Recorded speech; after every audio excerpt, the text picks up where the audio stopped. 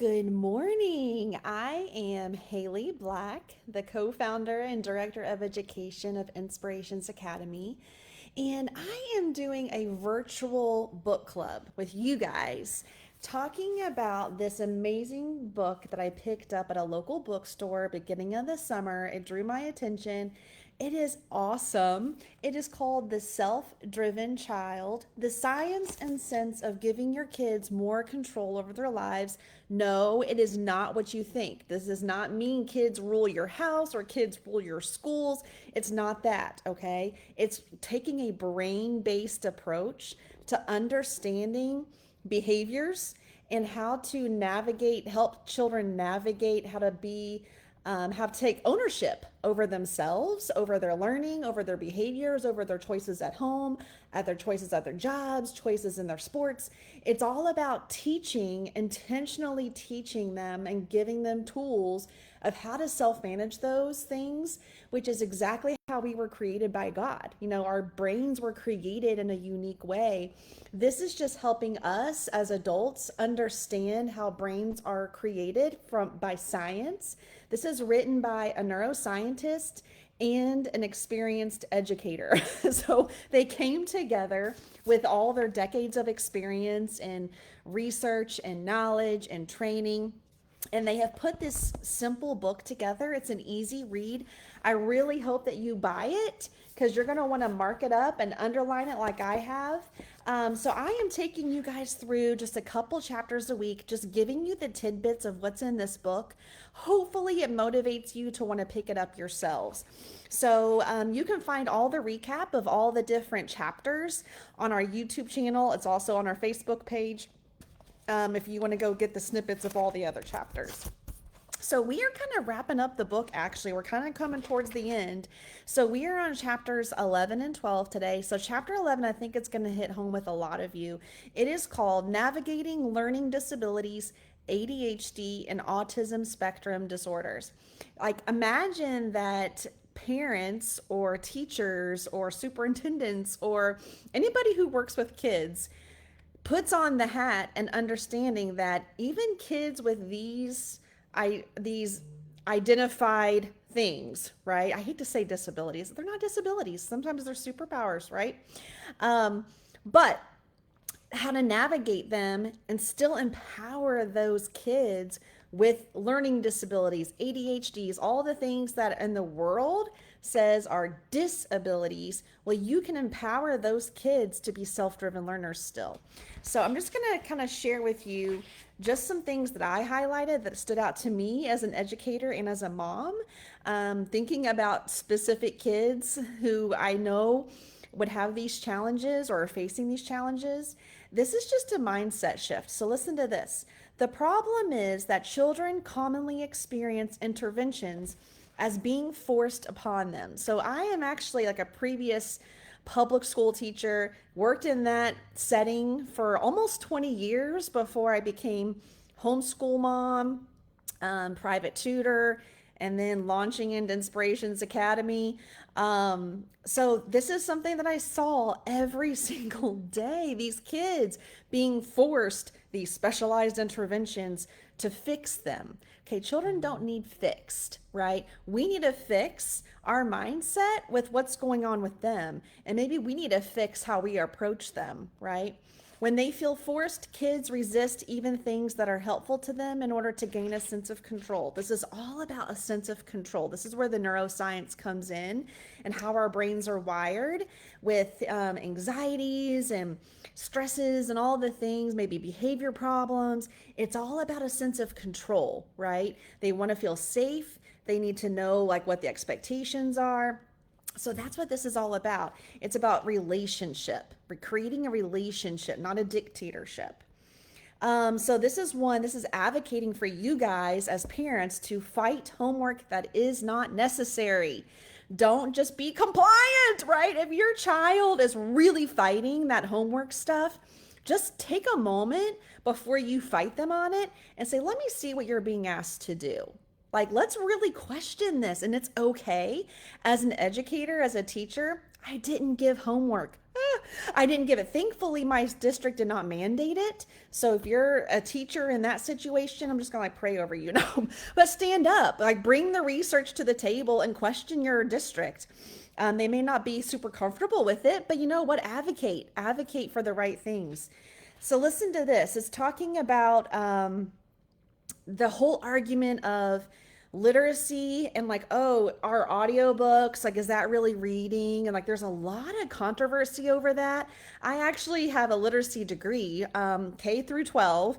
And really, what the brain science shows is that language acquisition and deep leveled comprehension, that's the goal of literacy. It's not about decoding certain words or spelling correctly. I mean, those are all elements of literacy, but really what you want, the goal of literacy is to do deep thinking and to get them engrossed in this high level vocabulary and language.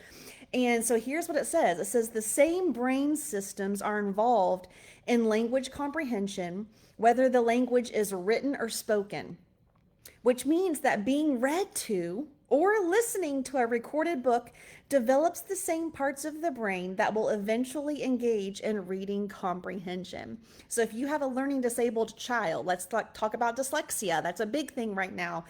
It's okay, and you're still empowering them with ability of literacy if they are listening or they are sometimes it's even watching something, you know, on a screen. But if they were listening, being read to, or listening to something that is a rigorous text, right, that may be above their ability level, independent ability level, the brain is processing so much indirectly that is how they're going to grow.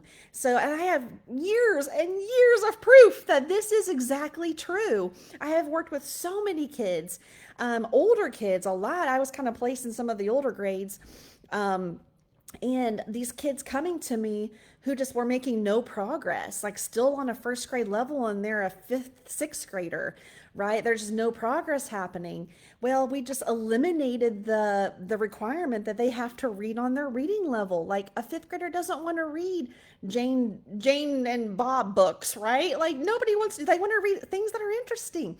So when you eliminate it, and you say, you know what, I'm just going to co-read this with you, or I'm going to read this to you, hold them accountable for following along and engaging with it, asking questions, things.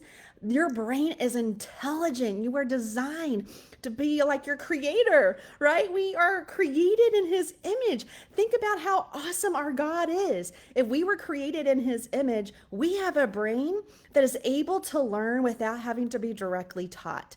So this is all about stop limiting children and let's open the world of learning to them. It goes into all the stuff about ADHD and how to navigate children with that. It talks about this special program that is called STAND, STAND. I haven't researched too much about it, but it's specifically helps kids with ADHD. It recommends a respectful, non-coercive approach to helping adolescents and their parents clarify their own personal goals and assess their need and desire to change. It's a communication. This book is all about communication. Communication is not vomiting and expecting people to comply, expecting your kids to comply. It's about communicating, right? Like you are listening and then you respond, and then you listen and then you respond, right? That's what it is, okay? So this approach has shown improvement in things like organizational skills, homework behavior, parent-teen contracting, and parenting stress. So I can attest to this, guys. It's all about relationship and being very clear with how you communicate the why. Okay, educating the child about why you want this approach, or why we want to, you know, how we're going to question this homework, how are we going to do this respectfully, how can we bring this research to the table. Here's something you need to know. ADHD, which is a negative label in the school world, very negative. A lot of geniuses and highly successful people actually have ADHD. So let's stop limiting the ADHD children and let's start catering to them differently. ADHD does not prohibit self-knowledge, discipline, or self-control, okay? Children with ADHD need a sense of autonomy to be happy and to function optimally. So instead of trying to constrict them with whatever the constriction might be, try to fit them in the box, they weren't created to fit in the box. So let's stop trying to put them in the box. Okay, so we have to be thinking of who these kids are as people and what's important to them, rather than thinking that we always know best and laying our treatments on them no matter what they think. They're talking about the autism spectrum, about the adult agenda. Like, we have to fix this child to fit in this system, right? It's not about that. So let's stop trying to act like that. Okay, so chapter 12, it goes into start going into like the college and career readiness stuff. So it's talking about the SAT, the ACT, and other four-letter words. They actually have written this chapter more for the kids to read. All the other chapters are more for the adults, but this is for the kids. So it talks about, so the educator of this book, I think it's Ned Johnson. Look him up, guys. Ned Johnson. This is what he does for a career. He has actually helped kids navigate the ACT and SAT and like how to get the scores they want. And it's all this brain-based approach. It's a mindset shift. Truly, is what it is. So it talks about tests. They really do stink. It talks about they go and they hit it hard. They hit hard the testing environments, the standardized testing world. It says not everything that can be measured matters, and not everything that matters can be measured. That's a mindset shift. Where tests become problematic is when they are seen as Binet feared they would be, as a marker of intelligence. So he's kind of going into the history of standardized tests and how they got started. This French guy named Binet, I can't remember his first name. Anyway, he created it basically to customize the approach for the child. It wasn't created to put a label on them as how smart they are, how good they are, how worthy they are. But that's what it's morphed into that, right? The testing world has morphed into, how good you are. This is how schools get bonuses, how teachers get bonuses. Like, it's not right. That's not a right culture. It says no passion so effectually robs the mind of all its powers of acting and reasoning as fear. So he addresses fear a lot. This is like our number one thing that we have to face with our students here is fear. Fear is the number one thing, and that robs the mind of all the powers to effectively think and to act. So put another way, it doesn't matter what you know if you lose your mind when it matters. So this is his brain-based approach when he's helping kids with the ACT, SAT. It's not necessarily about your knowledge. It's about the mindset that you go into this environment. So it's like training them how to put them in that place before they even go there. This is all the neuroscience, and establishing confidence and tricking your brain that you've already experienced it in a positive way. So when you go into that environment, you're just getting the knowledge out at that point, right? You're just doing the strategies. It says practice like you'll play so you can play like you've practiced. Okay, this is amazing neuroscience. This is exactly what I've done for years. I just didn't know there was neuroscience behind it, where you are actually having to take the child back into that stressful situation or putting them into that imaginary situation and practice how to handle it, right? So this is actually neuroscience. So your brain doesn't know if what happens in your life has actually happened, or if it's not. Like, your brain doesn't know the difference. So if your brain has imagined something, it thinks it's real, which is why we react, why our stomach hurts when we are imagining, like, oh my gosh, my child hasn't called me yet and they're supposed to be home at 10 and it's 10:03. Like, you're imagining all these things, even though it's not true. We don't know. They might just be at a stoplight. Like, we don't know. But you imagine all these things and you start to sweat in your armpits and your stomach starts to hurt, or all these scenarios, because your brain is reacting as though it is true. So that's what the neuroscience is taking the kids through in these chapters, and parents. And this is what educators need to know. And this is exactly what I had to take my students through. I had a lot of kids who had a lot of issues in my classrooms, but this is exactly the process I took them through. is, okay, in this situation, this is how you handled it. We're going to practice it again. I will be you, right? And you're going to practice what it should have looked like in that situation. And we practiced it multiple times. I called it the reteach method.